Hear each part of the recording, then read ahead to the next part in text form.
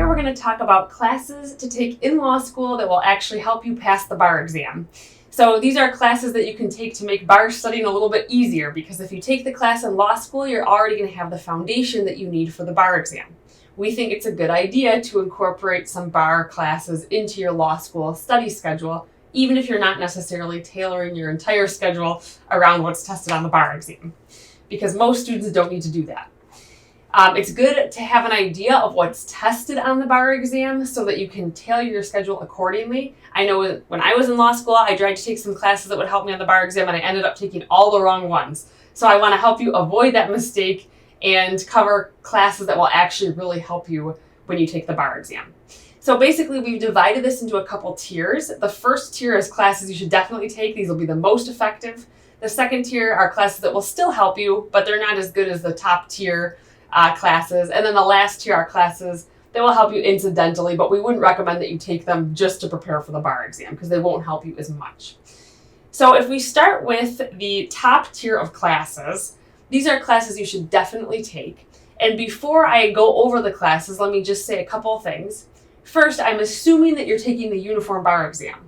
If you're not, these classes should still help you, assuming that your state administers the multi-state bar exam, which almost all jurisdictions do, besides Louisiana and Puerto Rico. So these classes will still help you. But you might want to look at what subjects your state tests on the bar exam if your state does not administer the uniform bar exam when you're creating your schedule. The second thing I want to say is that Tier 1 classes are Tier 1 because they're tested on multiple portions of the bar exam. The uniform bar exam is broken into 3 parts: the multiple choice portion or the MBE portion. So these are 200 multiple choice questions that cover 7 subjects. Then it has an essay portion, which has a potential to test 14 subjects, although only 6 will be tested on the uniform bar exam. And then the MPT section, which tests lawyerly skills and legal writing, so it doesn't really test a subject. Tier 1 classes are going to help you on both the multiple choice and the written portion. That's why they're Tier 1. They're going to do double duty for you and help you on 2 portions of the bar exam. So these are the most important classes you can take.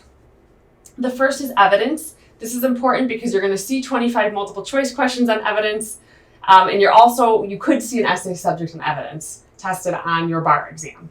So we highly recommend evidence. It's also hard to learn just for the bar exam. We have students that do it, and they do okay, they do fine. They can end up learning it when they take bar prep. But evidence is usually covered in 2 days by a lot of bar prep courses, and that's a lot to learn in 2 days versus covering it an entire semester in law school. So evidence is actually our most recommended class to take in law school.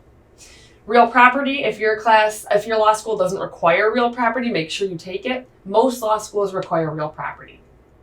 Contracts and sales. Every law school that we know of requires contracts. Some don't cover sales or UCC Article 2 in their contracts class. If your law school doesn't, then I would recommend trying to take contracts and sales. Constitutional law.